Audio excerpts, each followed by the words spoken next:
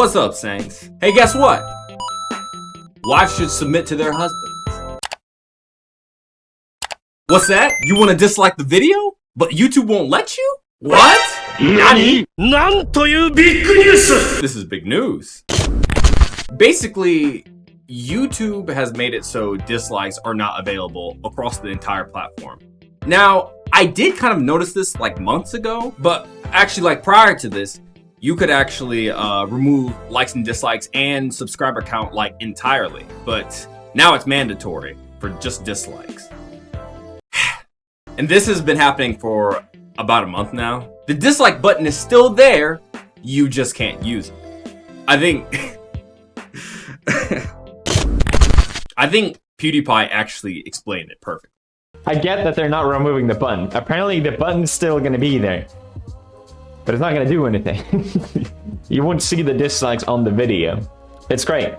It's like when you give your little brother the controller and it's not plugged in and they think they're playing, but really they're not. That's the equivalent of the button. But YouTube actually comes out and explains why they did this. Unfortunately, research teams at YouTube have found there's this whole other use for disliking a video that I had never experienced as a creator, and you may not have either.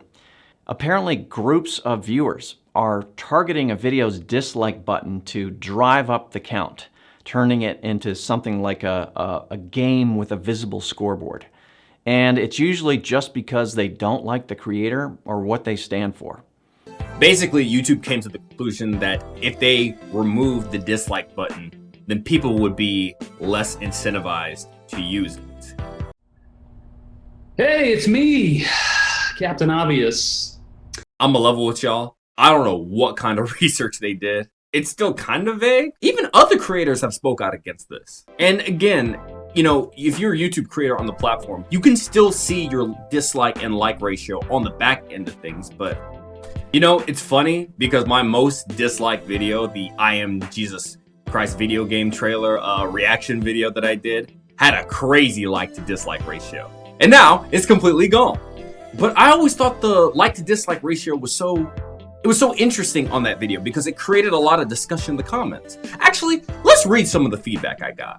Bro, you really are reading too deep. They are just going based on the Bible. Just appreciate that a game like this will be out to the masses. Bashing this game and putting on your thumbnail Christian reacts to and Jesus Christ really just shows you're not all that in there, my brother. I don't want to read the comments anymore. But Jordan, why do you care so much? Why should Christians encourage dislikes? Relax, I'm not done yet. Here's what I think. Now this is just me personally when I first heard the news of this. I think this adds to a bigger problem in our society in a cultural way. And I'm not gonna lie, this is mainly prominent in first world Western countries. But it's the stigma of always reinforcing positivity and completely disregarding negativity as a whole, or never to judge or correct people when they're out of line. But Jordan, doesn't the Bible say not to judge? That's enough out of you for today. I think people today conflate any form of judgment or criticism or any negativity as wrong and or uncaring. Let me tell y'all something. Come close. A little bit closer. A little bit closer. Not that close. Just because something makes you feel bad does not inherently make it bad for you. Actually, run that back. I'm gonna say that again. Just because something makes you feel bad does not mean it's inherently bad for you. I think Jordan Peterson was completely right when he talked about this. We've concentrated on rights and privileges and freedom and impulsive pleasure, and those are all useful in their place, but they're shallow, and that's not good, because if people are moored shallowly, then storms wreck them, and storms come along. So I'm talking to people about how they can build a foundation underneath them that works.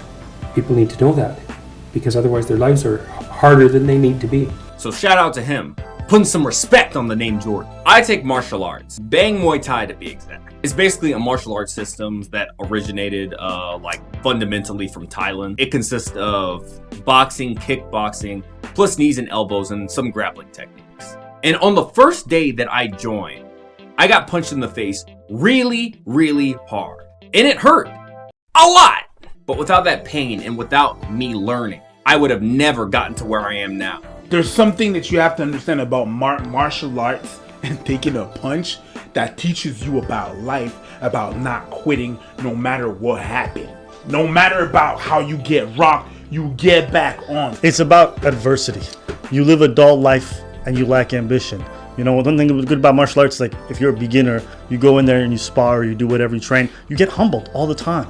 You're getting constantly submitted, you're constantly getting knocked on the floor, like at safety, you're constantly learning new techniques. So it's good.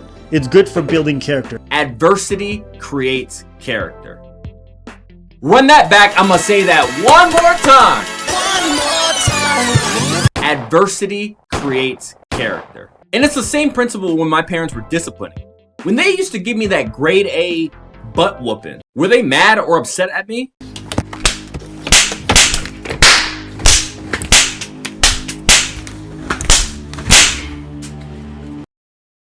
Yeah, probably. But did they come at me with hate or malice? Not at all. They did the best that they humanly could. That's all I can ask. Because at the end of the day, they're flawed just like the rest of us. I think Christians have gotten soft when it comes to judging people. And honestly, I think it's one of the reasons why men in particular are leaving the church. But that's a different topic. We are so lenient on what we allow today in church. Because if you're tolerant of everything, then you stand for nothing. Yeah. Facts. Christians are so tolerant now. You don't believe it. They have gay pastors that I'm not even anti-gay, but if the book says don't have, like, what do you believe in now? If you're tolerant of everything, you stand for nothing. But you can insult the church all day. You can make fun of it. There's a show on Netflix about a gay Jesus. Our own Pope.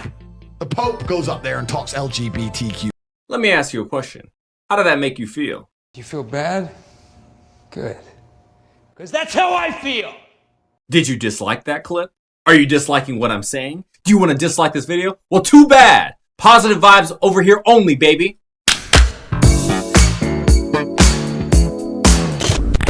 Am I saying we should be rude or mean or run around policing people and tell them always what they did wrong at all times? No, absolutely not. That's not what God calls us to do. Encouraging that growth through adversity is vital when it comes to developing our character. And if you think that some of the most prolific people in the Bible were not judgmental, I encourage you to keep reading. It is actually reported that there is sexual immorality among you now, and of the kind that has not tolerated even ready in season, and man has his father's wife. Review and not see our sunlight for some not rather to more teaching. Even John the Baptist himself, someone Jesus deems worthy of the greatest guy amongst his followers, will get away with calling the Pharisees a brood of vipers. Will not turn a blind eye to his sins even when all others do. What sins? He called us a brood of vipers. It uses coarse language to attract attention. Do you know how vipers are born? They hatch inside their mothers. The law of Moses says you shall not hate your brother in your heart. Were he a member of our congregation or our faction, we would admonish him. But he's not. He's a rogue who answers to no one. Am I saying that you should be rude or mean or police people? No, absolutely not. Do everything out of love and concerning for that person's well-being. All right? There's a healthy middle ground to be had here. Having that adversity in your life gives you character, and it gives you the discernment to determine how to approach these situations. But you will never know unless you challenge yourself. Christians should encourage dislikes. Sort of.